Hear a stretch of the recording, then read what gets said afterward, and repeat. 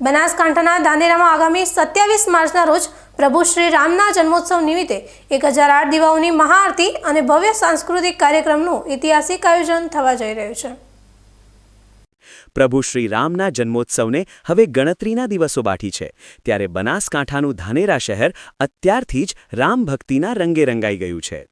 ધાનેરા વિશ્વ હિન્દુ પરિષદ અને સમૃદ્ધિ ગૌશાળા દ્વારા આ વર્ષે એક એવું ભવ્ય આયોજન કરવામાં આવ્યું છે, જે આવનારા વર્ષો સુધી લોકોના સ્મરણમાં રહેશે। આ પવિત્ર અવસરે એક સાથે 1008 દીવાઓની મહાઆરતી કરવામાં આવશે, જેમાં સૌથી વિશેષ વાત એ છે કે ધાનેરાની સ્ત્રી શક્તિ અને માતૃશક્તિ એક સાથે મળીને પ્રભુ શ્રી રામની આરાધના કરશે। આ અદ્ભુત દ્રશ્ય નિહાળવા માટે અત્યારથી જ લોકોમાં ભારે ઉત્સાહ જોવા મળી રહ્યો છે। શહેરના વિવિધ રહેણાંક વિસ્તારોમાં મહિલાઓ દ્વારા આગોતરી તૈયારીઓ શરૂ કરી દેવામાં આવી છે। ક્યાંક આસોપાલવના લીલા તોરણ બંધાઈ રહ્યા છે, તો ક્યાંક ફૂલો અને રંગબેરંગી કલરથી પ્રભુ શ્રી રામના સાખિયા પૂરવામાં આવી રહ્યા છે। યુવતીઓ અને મહિલાઓ પોતાના હાથોમાં પ્રભુ શ્રી રામના નામની મહેંદી મૂકીને આ ઉત્સવને વધાવવા આતુર બની છે। આ આયોજન માત્ર ધાર્મિક જ નહીં, પણ સેવાકીય ઉદ્દેશ્ય સાથે જોડાયેલું છે। ધાનેરાની સમૃદ્ધિ ગૌશાળા ખાતે ગાયોની નિસ્વાર્થ સેવા અને સારવાર કરવામાં આવે છે। આ કાર્યક્રમ દ્વારા જનતામાં ગૌભક્તિ જાગૃત થાય અને 33 કરોડ દેવી દેવતાઓનો જેમાં વાસ છે તેવા ગૌમંશનું રક્ષણ થાય તેવો ઉમદા પ્રયાસ પણ કરવામાં આવી રહ્યો છે।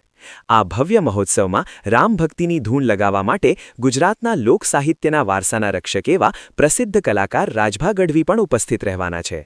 તેમના કંઠે ગવાતા ભજનો અને સાહિત્યની સરવાણીમાં આખું ધાનેરા તરબોળ થશે।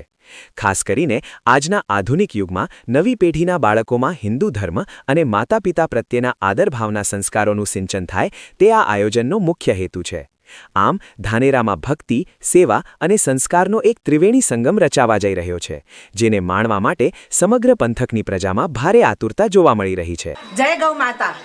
આજે ધાનેરા નગરમાં કાલના દિવસે રામનવમી શુક્રવાર અને 27 તારીખે ન ભૂતો ન ભવિષ્યથી એવો આ ધાનેરા નગરમાં કાર્યક્રમ થઈ રહ્યો છે। એક ના કે બે કે 108 1008 દીવાની મહાઆરતીનું બહેનો દ્વારા આયોજન થઈ રહ્યું છે અને ધાનેરા નગરમાં ઘર ઘર ફરી અને સમગ્ર બહેનો ઘરે સંપર્ક કરી અને પત્રિકા આપી રહી છે અને ભવ્યથી અતિ ભવ્ય આયોજન બને તે માટેનો ખૂબ સતત પ્રયાસ કરી રહી છે અને સોસાયટી તરફથી ખૂબ સરસ એવો પ્રોત્સાહન મળી રહ્યું છે। ઘરે ઘરે આસોપાલવના તોરણ બંધાઈ રહ્યા છે।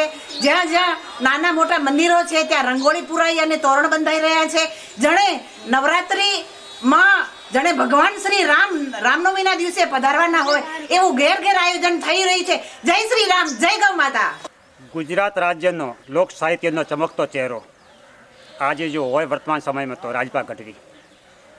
રાજભા ગઢવી એટલે સમાજ જીવનની અંદર કેવી રીતનું જીવન જીવવું, વર્તમાન સમયમાં દીકરીઓની અંદર જે કુસંસ્કારો આવી રહ્યા છે, દીકરાઓની અંદર જે કુસંસ્કારો આવી રહ્યા છે, દીકરીઓ જે લવ જેહાદની અંદર ફસાઈ રહી છે એના વિશે લવ જેહાદની અંદર ન ફસાય અને દીકરાઓ જે વ્યસનના રવાડે ચડ્યા છે તે ન ચડે અને જે પરિવારો તૂટી રહ્યા છે વર્તમાન સમયમાં એ પરિવારો તૂટતા કેવી રીતના બચે એના માટેનું લોક સાહિત્ય પીરસનાર એટલે રાજભા ગઢવી। ધાનેરા ગૌશાળા સમૃદ્ધિ ગૌશાળાની અંદર આવતીકાલે જે રામનવમીના દિવસે સાંજે રાજભા ગઢવીનો જે મહાડાયરો થઈ રહ્યો છે તે લોક સાહિત્યની અંદર રાજભા ગઢવી પરિવાર વિશે, દીકરીઓ વિશે અને દીકરાઓ વિશે લોક સાહિત્ય પીરસશે। ધાનેરા નગરની અંદર 1 2 નહીં, 4 5 નહીં, પણ 1008 માતૃશક્તિ દ્વારા 1008 દીવાની મહાઆરતી થઈ રહી છે અને ધાનેરા નગરની માતાઓ, બહેનો, દીકરીઓ, ભાઈઓ એક નગર આખું આનંદના હિલોળા ચડી રહ્યું છે કે ક્યારે આવતીકાલ થાય અને ક્યારે અમે આ મહાઆરતીમાં જોડાઈએ। તો આપ સર્વે ભાઈઓ, બહેનો, માતાઓ, વડીલો આ મહાઆરતીની અંદર અને આ લોકડાયરાની અંદર જોડાઓ। આગામી 27 માર્ચે ધાનેરાની ધરતી પર ભક્તિનું એવું પૂરું મટશે જે આવનારી પેઢીઓ માટે પ્રેરણારૂપ બની રહેશે અને રામ રાજ્યની કલ્પનાને સાચા અર્થમાં સાર્થક કરશે।